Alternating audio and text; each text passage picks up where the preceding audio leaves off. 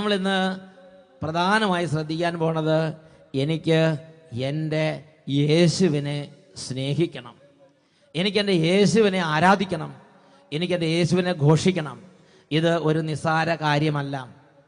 ഇവിടെ ഇരിക്കുന്ന അനേകരുടെ ജീവിതത്തിൽ സാത്താൻ വളരെ കൗശലപൂർവം കുരുക്കുകളിട്ട് ഇന്ന് ഒരു കാര്യം സാത്താൻ വിജയകരമായി പൂർത്തിയാക്കിയിരിക്കുകയാണ്.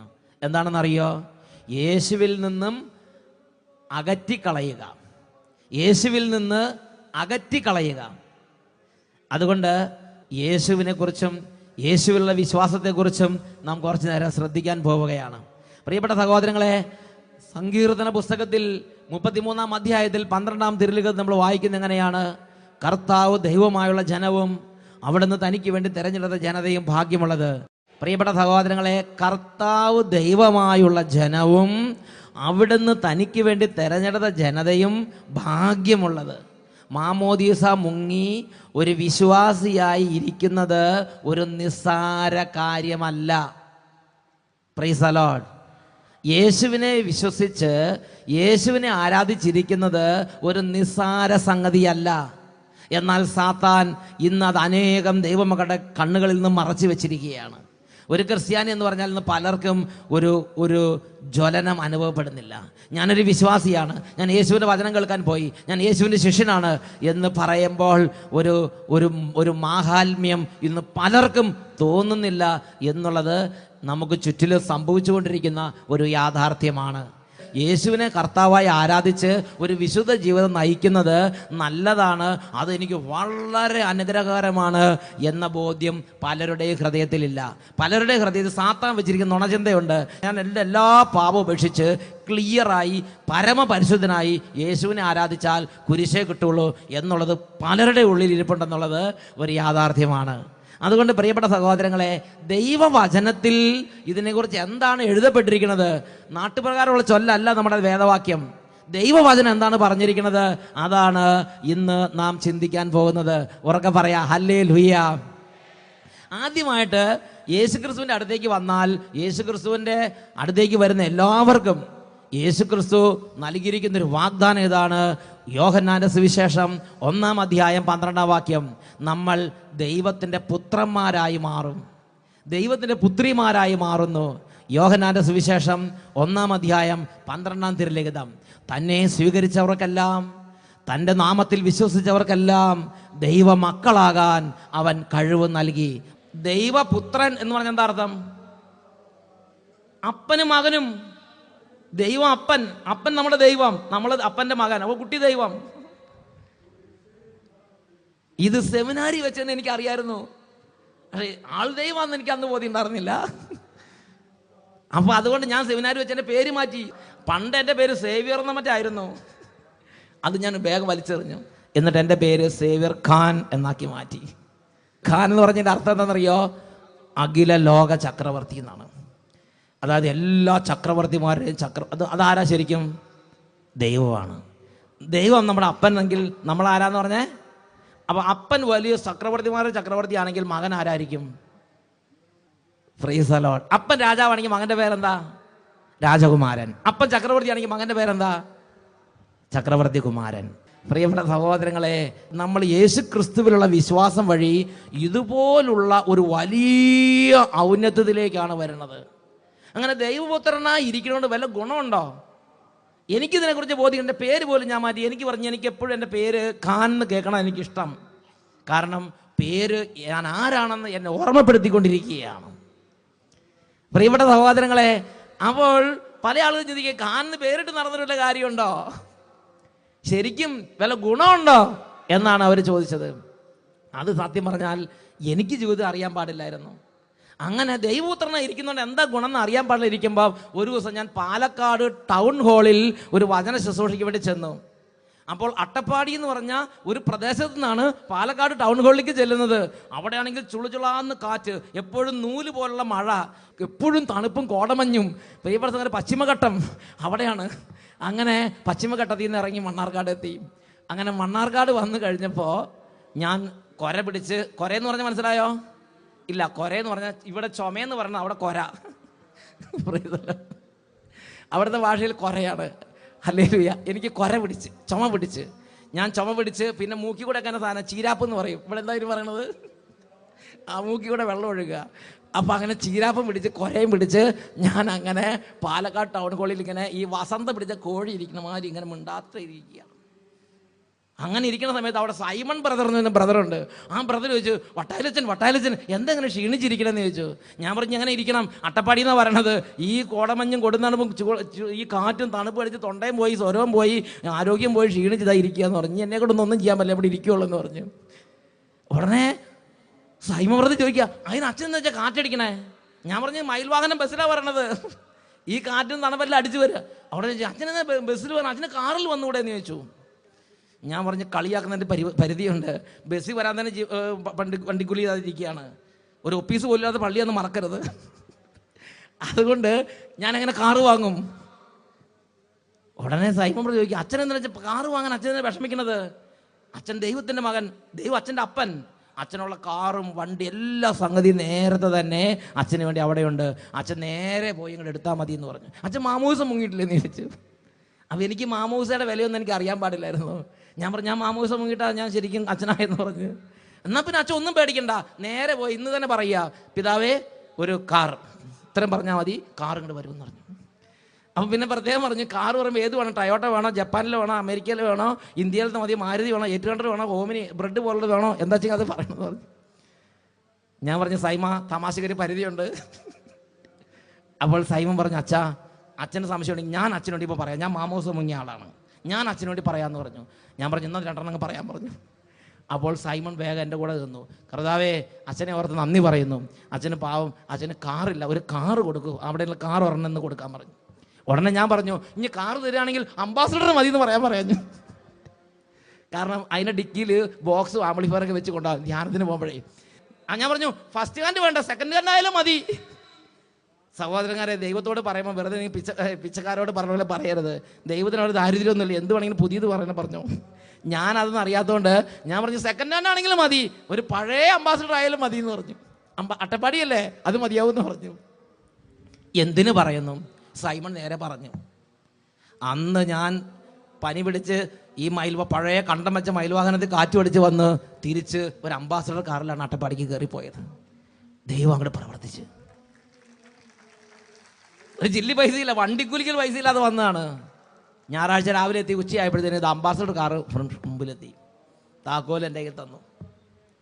വേറെ ആരോടും പറഞ്ഞില്ല, ഫോൺ വിളിച്ച് ഒന്നും ചെയ്യും, ഞാൻ ആ മൂലയിൽ തന്നെ ഇരിപ്പായിരുന്നു യേശുവിനോട്. അതാണ് യോഹന്നാൻ 14:14. ഒരു വ്യക്തി മാമോദിസ മുങ്ങി ദൈവപുത്രനായി തീർന്നാൽ ആ വ്യക്തിക്ക് ദൈവപിതാവിൻ്റെ പക്കലേക്ക് നേരെ കയറി ചെല്ലാം.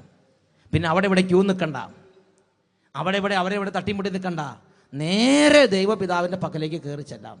എന്നിട്ട് പിതാവിനോട്, പിതാവേ, യേശുവിൻ്റെ നാമത്തിൽ ഒരു കാറ് അല്ലെങ്കിൽ ഒരു വീട്, അതും അല്ലെങ്കിൽ ആ കുട്ടിയെ, അത് മഹാമദ്യപാനിയാ, അതിനെ നേരെയാക്ക്. എന്താ വെച്ചെങ്കിൽ പറയുക, യോഹന്നാൻ 14:14, എൻ്റെ നാമത്തിൽ നിങ്ങൾ എന്നോട് എന്തെങ്കിലും ചോദിച്ചാൽ ദൈവപുത്രനായി തീരുന്ന വെറുതെയല്ല സഹോദരങ്ങളെ, സ്വർഗസ്ഥനായ പിതാവിൻ്റെ മുഴുവൻ സമ്പത്തിലും പിന്നെ നമ്മൾ അവകാശികളാണ്. പിന്നെ പിച്ചക്കാരെ പോലെ ചിന്തിക്കേണ്ട ഒരു ഇടവരുത്തില്ല ദൈവം. പിതാവായ ദൈവത്തിന് എവിടെയെല്ലാം അധികാരമുണ്ടോ അവിടെയെല്ലാം നമുക്കും അധികാരം ഉണ്ടാവും. പിതാവായ ദൈവത്തിന് എവിടെയെല്ലാം കടന്നു ചെല്ലാമോ അവിടെയെല്ലാം നമുക്കും കടന്നു ചെല്ലാൻ പറ്റും. പിതാവായ ദൈവത്തിൻ്റെ കയ്യിൽ എന്തെല്ലാം ഉണ്ടോ അതിൻ്റെ എല്ലാം അവകാശികളാണ് പിന്നെ നമ്മൾ. ഇങ്ങനെ കൂനിക്കുടി പഴങ്കഞ്ഞി പോലെ എന്ന് ഒരുപാട് ക്രിസ്ത്യാനികളെ കണ്ട പഴങ്കഞ്ഞിനേക്കാൾ ആറിയിരിക്കുകയാണ്. Praise the Lord. കാരണം എന്താ വിശ്വാസം, എന്താ ദൈവോത്തര സ്ഥാനം, എന്താ മാമോദിസ? യേശുവിനെ ഇനി മാമോദിസ മുങ്ങിയില്ലെങ്കിൽ പോലും ദൈവത്തിൻ്റെ വചനം ഗലാത്യ ലേഖനം 3:26 പഠിപ്പിക്കുകയാണ്, യേശു ക്രിസ്തുവിലുള്ള വിശ്വാസം വഴി നിങ്ങളെല്ലാവരും ദൈവപുത്രന്മാരാണ്. യോഹന്നാന്റെ സുവിശേഷം 14:13 അവിടെ വീണ്ടും ഈശോ പഠിപ്പിക്കുകയാണ്, നിങ്ങൾ എൻ്റെ നാമത്തിൽ പിതാവിനോട് എന്തെങ്കിലും ചോദിച്ചാൽ പിതാവ് പുത്രനിൽ മഹത്വപ്പെടാൻ വേണ്ടി ഞാനത് പ്രവർത്തിക്കാതെ സംഭവിച്ചിരിക്കും. അപ്പോൾ വിശ്വാസം വഴി ദൈവപുത്രനായി തീരുമ്പോൾ സംഭവിക്കുന്ന ഒന്നാമത്തെ കാര്യമാണ് നാം യേശു ക്രിസ്തുവിൽ പിതാവിൻ്റെ മുഴുവൻ സമ്പത്തിൻ്റെ അവകാശിയായി മാറുകയാണ്. പിന്നെ പിച്ചക്കാരെ പോലെ നിൽക്കരുത്. ദൈവത്തിൻ്റെ സന്നിധിയില്ലെങ്കിൽ പിച്ചക്കാരെ പോലെ കർത്താവേ പറ്റുമെങ്കിൽ ഒരു മുറിയാലും കുഴപ്പമില്ല, കുഞ്ഞു വീട് അങ്ങനെ പറയരുത്. ആവശ്യമുള്ളത്. Price the Lord. ഉറക്കെ പറഞ്ഞ ഹല്ലേലൂയ. ജോലിയാണെങ്കിൽ ചെറുത്, ഒരു 1000 രൂപ ശമ്പളമുള്ളതായാലും കൂടെ ഒരു കുഞ്ഞു ജോലി, ആവശ്യമുള്ളത് പറയാം. കർത്താവ് ചെറുതാണെന്ന് ചിന്തിക്കരുത്, കർത്താവിനെ നാണം കെടുത്തരുത്. ഉറക്കെ പറഞ്ഞ hallelujah, hallelujah, price the Lord. പ്രിയപ്പെട്ട സഹോദരങ്ങളെ, ഇനി രണ്ടാമത്തെ കാര്യം, നമ്മളിങ്ങനെ ദൈവത്തിൻ്റെ പുത്രനായി ദൈവത്തിൻ്റെ പുത്രനായി കഴിയുമ്പോൾ സംഭവിക്കുന്ന കാര്യം എങ്ങനെയാണ്? അപ്പോൾ തന്നെ നമുക്ക് ചുറ്റും ഇതാ പരിശുദ്ധ മാതാവ്, യൗസേപ്പ് പിതാവ്, മാലാഖമാർ, മുഖ്യദൂതന്മാർ, ഇവരുടെ വലിയ അകമ്പടി. ഇപ്പം നമ്മളൊരു പ്രധാനമന്ത്രി പ്രസിഡന്റ് പോവുകയാണെങ്കിൽ അവരുടെ മുമ്പിലും പുറകിൽ എസ്കോർട്ട് നിങ്ങൾ കാണുന്നില്ലേ? ഇല്ലേ? കമാൻഡോകൾ പോകണം നിങ്ങൾ കണ്ടിട്ടില്ലേ? ആ കമാൻഡോകളെ പോലെ ഒരു ദൈവ പൈതൽ മൂവ് ചെയ്യുമ്പോൾ വലിയൊരു വ്യൂഹത്തോടു കൂടിയാണ് മൂവ് ചെയ്യണത്. വലിയൊരു വ്യൂഹം അവരുടെ ചുറ്റിലുമുണ്ട്. മാലാഖമാരുടെയും സ്വർഗവാസികളുടെയും വിശുദ്ധരുടെ സഹപൗരന്മാരായി നമ്മൾ മാറുകയാണ് ചെയ്യണത്. നമ്മൾ യേശുവിനെ സ്വീകരിച്ച് ദൈവപുത്രനായി തീരുന്നതോടെ വിശുദ്ധരുടെ സഹപൗരന്മാർ, നമ്മുടെ സഹപൗരന്മാരെന്ന് സെബസ്ത്യാനോസ് പുണ്യാളൻ, ഗീവർഗീസ് പുണ്യാളൻ, യൗസേപ്പ് പിതാവ്, ഏലിയ, ഏലീഷ ഒക്കെ. Price the Lord. ഉറക്കെ പറഞ്ഞ ഹല്ലേലൂയ. അവരുടെയൊക്കെ സഹപൗരന്മാരാണ്. ഇപ്പൊ വേദിയിൽ നിങ്ങൾ ചിലപ്പോൾ കണ്ടില്ല, ഇങ്ങനെ വലിയ വലിയ വിശിഷ്ടാദികൾ നിറഞ്ഞിരിക്കണം കണ്ടില്ലേ? അതേമാതിരി അവരുടെ സദസ്സിൽ നമുക്ക് പോയിരിക്കാം. നിങ്ങൾ ഇനി ഇങ്ങനെ തണുത്ത കഞ്ഞി പോലെ ഇരിക്കരുത്. Praise the Lord. ഉറക്കെ പറഞ്ഞ ഹല്ലേലൂയ, ഹല്ലേലൂയ. ഇതിനെക്കുറിച്ച് ബൈബിളിൽ നമ്മൾ കാണുന്നത് ഈ രാജാക്കന്മാരുടെ പുസ്തകത്തിലാണ്.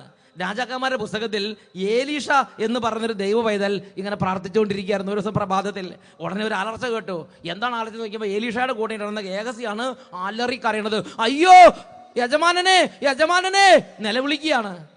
ഉടനെ ഏലീഷ ചോദിച്ചു, വാട്ട് ഈസ് ദ പ്രോബ്ലം? എന്താ വിഷയം? ഉടനെ ഈ ഗേഹസി ഭൃത്യം പറയാണ്, ഇതാ ശത്രു സൈന്യം മല ചുറ്റിനും വളഞ്ഞു കഴിഞ്ഞു, നമ്മളെ പിടികൂടും. ആ ബിൻ ലാദന്റെ ചുറ്റിനും അമേരിക്കൻ സൈന്യം വളഞ്ഞ മാതിരി, കമാൻഡോകൾ വളഞ്ഞില്ലേ, അതേമാതിരി ഏലീഷായെ പിടിച്ചു കെട്ടി കൊണ്ടുപോകാൻ വേണ്ടി അടുത്ത രാജാവ് പട്ടാളത്തെ വിട്ട് രാത്രി വളഞ്ഞ്. ഇനി രക്ഷപ്പെടാൻ നിവൃത്തിയില്ല. രാവിലെ പ്രവാചകന്റെ വൃത്തിന് എഴുന്നേറ്റ് നോക്കുമ്പോൾ ഈ പട്ടാളത്തിന്റെ ഭീകര രംഗങ്ങളാണ് കാണുന്നത്. അടുത്ത രാജ്യത്തെ പട്ടാളം. അന്ന് മൊബൈൽ ഫോണൊന്നുമില്ല വിളിച്ച് പറയാനായിട്ട്. ഉടനെ ഈ പ്രവാചകന്റെ വൃത്തിന്റെ സർവ്വ സന്തോഷവും പോയി, ഭയചകിതനായി. അദ്ദേഹം വിളിച്ചു പറഞ്ഞു, അയ്യോ യജമാനനെ, യജമാനെ, ഇതാ പട്ടാളം. ഉടനെ ഈ പട്ടാളത്തെ ഓർത്ത് ഏലീഷായ്ക്ക് ഒരു സങ്കടം തോന്നിയില്ല. പക്ഷേ ഈ ഭൃത്യന്റെ ഈ നിലവിളി കണ്ടിട്ട് ഒരു പ്രയാസം തോന്നി. ആ ഏലീഷ ദൈവത്തോട് പറഞ്ഞു, എൻ്റെ കർത്താവെ, ദയവ് ചെയ്ത് ഇദ്ദേഹത്തിന്റെ കണ്ണൊന്ന് തുറന്നു കൊടുക്കൂ, ഒരു ദൈവപുത്രന്റെ സ്ഥിതി എന്താണെന്ന് കാണട്ടെ പറഞ്ഞു. ഉടനെ ദൈവം എന്ത് ചെയ്തു? ദൈവം ഈ ഭൃത്യന്റെ കണ്ണങ്ങോട്ട് തുറന്നു. ഭൃത്യന്റെ കണ്ണ് തുറന്നപ്പോൾ കാണുന്ന കാഴ്ച എങ്ങനെയാണ്? ഏലീഷായിക്ക് ചുറ്റും മല മുഴുവനും ആഗ്നേയ രഥങ്ങൾ കൊണ്ടും കുതിരകൾ കൊണ്ടും നിറഞ്ഞിരിക്കുകയാണ്. ചുറ്റിനും അഗ്നി സദൃശരായ ദൂതന്മാർ നിൽക്കുകയാണ്. ഉടനെ അദ്ദേഹത്തിന്റെ പേടി മാറി. അതുവരെ അദ്ദേഹത്തിന് കാലിന്റെ സ്ഥിതി എന്നറിയോ? കാറ്റത്ത് ആലിന്റെ ഇല ഇളകണ മാതിരിയായിരുന്നു കാലിന്റെ സ്ഥിതി. ഇപ്പം അത് മാറി, കാലുറച്ച് നിൽക്കാൻ തുടങ്ങി. കാരണം എന്താ? വലിയ വലിയ യോദ്ധാക്കന്മാർ, വലിയ വലിയ ഭീകരന്മാരല്ല, വലിയ വലിയ മാലാഖമാർ ഇങ്ങനെ നിൽക്കുകയാണ്, വലിയൊരു കോട്ടയായിട്ട് ചുറ്റിനും. അത് ഒരിക്കൽ നിങ്ങൾ ദൈവത്തിൻ്റെ സ്ഥാനത്ത് അറിഞ്ഞാൽ പിന്നെ നിങ്ങൾ ഭയചകിതരാകില്ല, വെപ്രാളപ്പെടില്ല. ഞാൻ ഇത് വായിച്ചു കഴിഞ്ഞപ്പോൾ എനിക്ക് തോന്നലെന്നറിയോ? നിങ്ങൾ ചുറ്റുമാണ് കാണണമെങ്കിൽ ഉടനെ നിങ്ങൾ ആ മാലാഖയുടെ മുമ്പിൽ കുമ്പിടും. പിന്നെ മാലാഖി തിരികെത്തിക്കലാവും പിന്നത്തെ പണി. പ്രിയ ദൈവവൈദ്യരെ, ദൈവമല്ലാത്ത ഒന്നിന്റെ മുമ്പിൽ നിങ്ങൾ പോയി നിൽക്കരുത്. അതിനേക്കാൾ വലുതാണ് ദൈവപുത്ര സ്ഥാനം. ദൈവപുത്രനെ യേശുവിനെ ആരാധിക്കുക. ആ യേശുവിനെ ആരാധിക്കുന്ന വഴിയാണ് ഈ മാലാഖയൊക്കെ നിങ്ങളുടെ അടുത്തേക്ക് വന്നത്. ഇപ്പൊ യേശുവില്ല, മാലാഖ മാത്രമേ ഉള്ളൂ. അങ്ങനത്തെ ഒരു അവസ്ഥ വരരുത്, അങ്ങനത്തെ ഒരു അവസ്ഥ വരരുത്. Price the Lord. അതുകൊണ്ട് ദൈവത്തിന്റെ വചനം പഠിപ്പിക്കുകയാണ്, ആദ്യം നീ യേശുവിനെ അന്വേഷിക്കണം, ആദ്യം നീ ദൈവരാജ്യം അന്വേഷിക്കുക, ആദ്യം നീ യേശുവിനെ അന്വേഷിക്കുക. അപ്പോൾ ബാക്കി സർവ്വ കാര്യങ്ങളുടെ ഉത്തരവാദിത്വം നിന്റെ ദൈവം നിന്റെ ജീവിതത്തിൽ ചെയ്യുന്നത് നീ കണ്ടിരിക്കും. വീണ്ടും ഈശോ പറഞ്ഞൊരു കാര്യമുണ്ട് യോഹന്നാന്റെ സുവിശേഷത്തിൽ 7-ാം അധ്യായത്തിൽ 37-38 തിരുലിഖിതങ്ങൾ. യേശു തിരുനാളിന്റെ അവസാനത്തെ മഹാദിനത്തിൽ എഴുന്നേറ്റ് ശബ്ദമുയർത്തി പറഞ്ഞു, ആർക്കെങ്കിലും ദാഹിക്കുന്നുണ്ടെങ്കിൽ, ആർക്കെങ്കിലും പ്രയാസം ഉണ്ടെങ്കിൽ, ആർക്കെങ്കിലും ആത്മീയ ആഗ്രഹം ഉണ്ടെങ്കിൽ, ആർക്കെങ്കിലും ദൈവിക ആഗ്രഹം ഉണ്ടെങ്കിൽ അവൻ എൻ്റെ അരികിലേക്ക് വരട്ടെ. എന്നിൽ വിശ്വസിക്കുന്നവന്റെ ഹൃദയത്തിൽ നിന്ന് വിശുദ്ധ ലിഖിതം പ്രസ്താവിക്കുന്നത് പോലെ ജീവജലത്തിന്റെ, യേശു എപ്പോഴും പറയണത്, അല്ലെങ്കിൽ ദൈവവചനം എപ്പോഴും പറയണത്, യേശുവിലേക്ക് വരിക. ദൈവപുത്രനിലേക്ക് വരിക, യേശുവിനെ ഹൃദയം കൊണ്ട് വിശ്വസിക്കുക. ഇതാണ് സർവ്വ അനുഗ്രഹങ്ങളുടെ തുടക്കം. ഹല്ലേലൂയ. ഇനി മൂന്നാമത്തത്, ഒരു വിശ്വാസി യേശുക്രിസ്തുവിൽ വിശ്വാസം സ്വീകരിക്കുന്നതോടുകൂടെ ആ വിശ്വാസിക്ക് സംഭവിക്കുന്ന വലിയൊരു മേന്മയുണ്ട്. അതിനെക്കുറിച്ച് ദൈവത്തിന്റെ വചനം നമ്മൾ കാണുന്നത് എങ്ങനെയാണ്? മർക്കോസിന്റെ സുവിശേഷം 16-ാം അധ്യായം 18-ാം വാക്യത്തിന്റെ അവസാന ഭാഗം അങ്ങനെ പറയുന്നത്, വിശ്വസിക്കുന്നവർ ഈ അടയാളം ഉണ്ടായിരിക്കുന്നു പറഞ്ഞിട്ട് ഓരോ കാര്യം വിവരിക്കുകയാണ്. അവർ രോഗികളുടെ മേൽ കൈകൾ വെക്കും, അവർ സുഖം പ്രാപിക്കുകയും ചെയ്യും. രോഗത്തിൻ്റെ മേൽ അധികാരം അപ്പോൾ തന്നെ എനിക്ക് കിട്ടിക്കഴിഞ്ഞു. പ്രിയപ്പെട്ട സഹോദരങ്ങളെ, അൽമായർ എന്ന് പറഞ്ഞാൽ, അല്ലെങ്കിൽ ഇത് വൈദികരുടെ കയ്യിൽ മാത്രമേ രോഗത്തിൻ്റെ മേൽ അധികാരമുള്ളൂ, അങ്ങനെ ചിന്തിക്കുന്നത് ദൈവവചന പ്രകാരമുള്ള ചിന്തയല്ല. അങ്കമാലി കൺവെൻഷൻ നടക്കുകയാണ്. അങ്കമാലി കൺവെൻഷൻ നടക്കുന്ന സമയത്ത് ഞാൻ നേരിട്ട് കണ്ട ഒരു ചേച്ചി വന്ന് പറഞ്ഞാൽ, ചേച്ചിയുടെ കുടുംബത്തിൽ കുട്ടികൾ, ആ ഒരു കുട്ടിക്ക് 8ാം ക്ലാസ്സിലോ 6ാം ക്ലാസ്സിലോ മറ്റാണ് ഇന്ന് വരെ സുഖമായി സംസാരിക്കാൻ കഴിയാത്ത ഒരു കുട്ടി അങ്കമാലി കൺവെൻഷനിൽ. നമ്മുടെ ഇവിടെ ബ്രദർമാർ പ്രാർത്ഥിക്കുന്ന ബ്രദർമാർ അവിടെ പ്രാർത്ഥിക്കുന്നുണ്ട്. ഒരു ചേച്ചിയെ പറ്റി അന്ന് പ്രാർത്ഥിച്ചെന്ന് പറഞ്ഞു. അപ്പോൾ പറഞ്ഞു, എൻ്റെ കുട്ടിയുടെ സ്ഥിതി ഇതാണെന്ന് പറഞ്ഞു. ആ ചേച്ചി വിശ്വാസിയുടെ പവർ അറിയാവുന്ന ചേച്ചിയാണ്. ആ ചേച്ചി പറഞ്ഞു, നാവ് കെട്ട് നീട്ടാൻ പറഞ്ഞു. അപ്പോൾ ആ കുട്ടി നാവ് നീട്ടിക്കൊടുത്തു. വെഞ്ചിരിച്ച എണ്ണ ഒരു തുള്ളി ഒഴിച്ചിട്ട് ആ കുരിശ് ആ നാവേലേക്ക് വരച്ചിട്ട് പറഞ്ഞു, വായിക്കാൻ പറഞ്ഞു. ഒരു ബൈബിൾ വാക്ക് എടുത്ത് വായിക്കാൻ പറഞ്ഞു. അപ്പോൾ ആ അമ്മ പറയുകയാണ്, കുട്ടി എഴുന്നേറ്റ് നിന്ന് സ്ഫുടമായി തെറ്റില്ലാതെ ഉറക്കെ അങ്ങോട്ട് വായിച്ചു.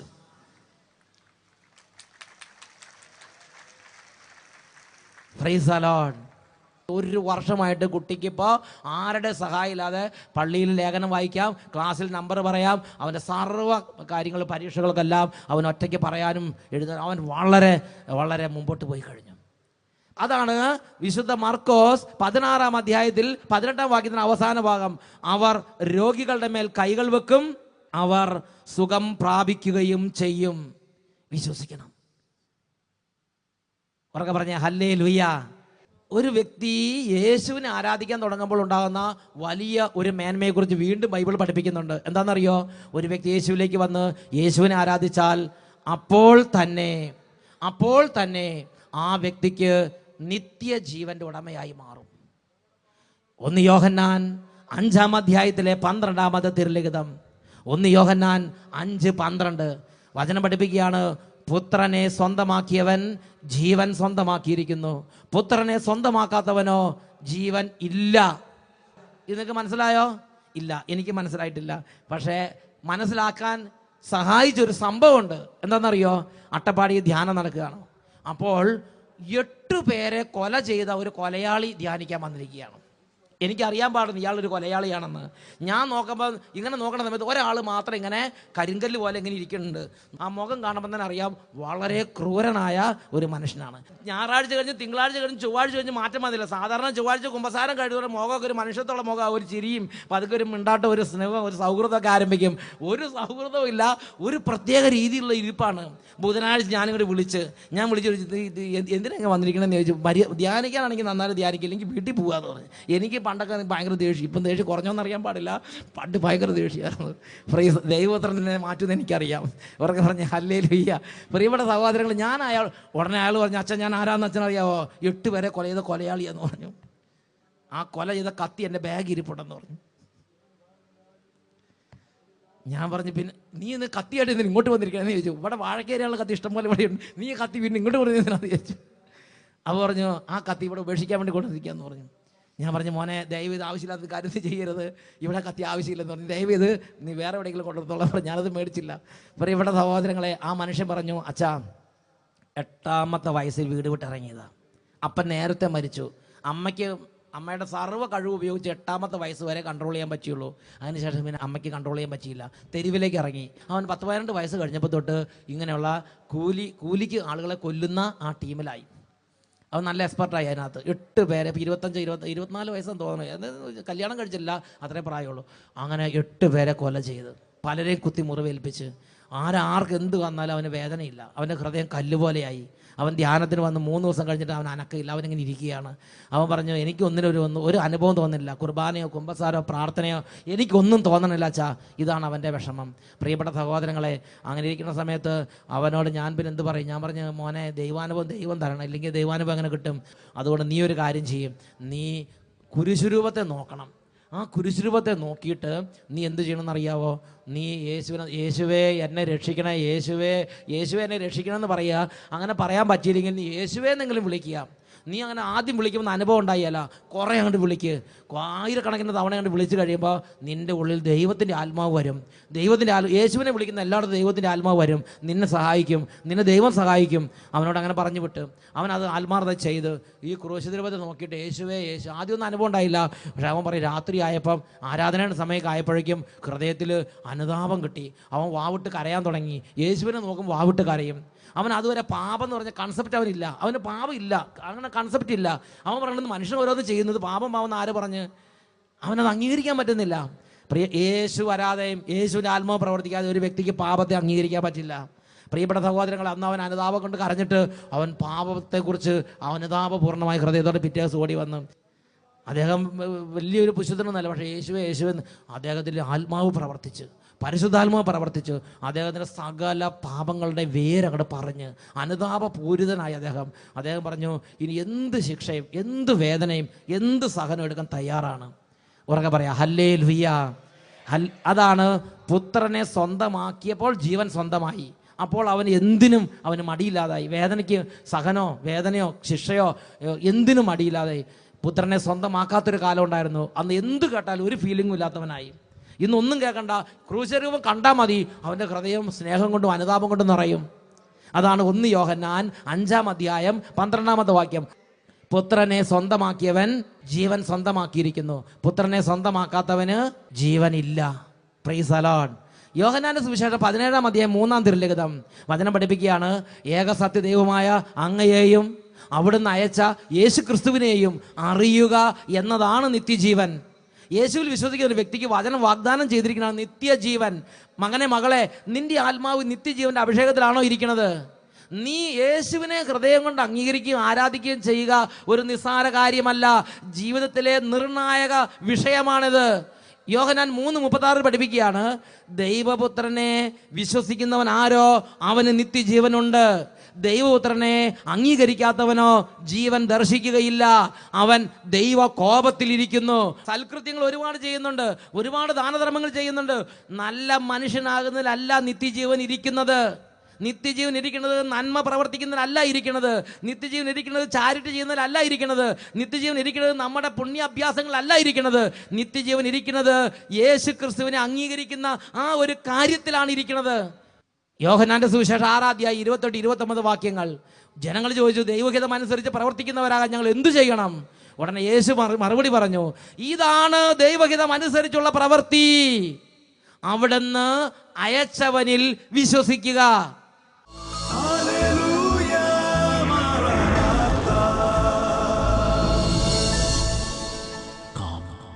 Lord Jesus.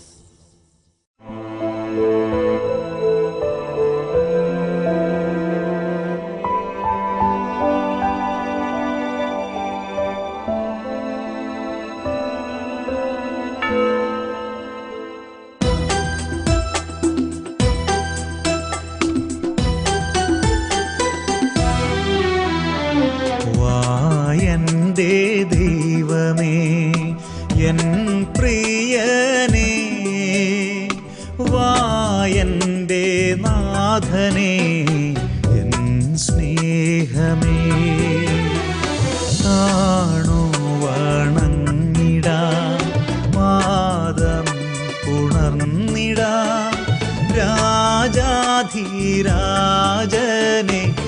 ആരാധിക്കാം. വായന്റെ ദൈവമേ എൻ പ്രിയനേ, വായന്റെ നാഥനേ എൻ സ്നേഹമേ. Hallelujah, hallelujah.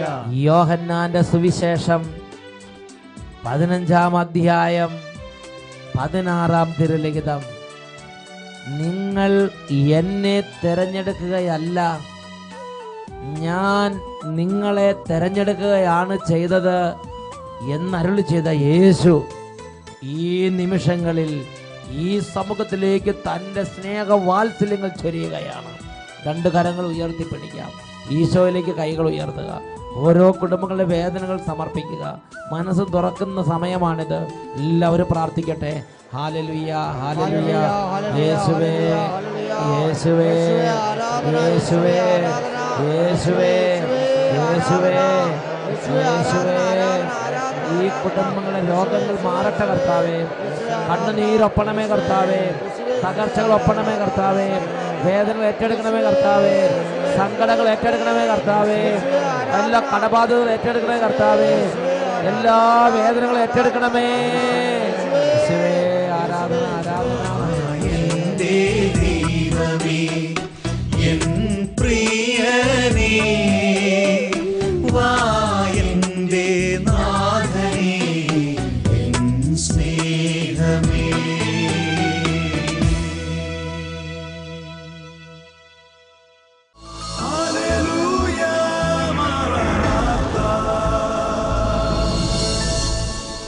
Come, Lord Jesus.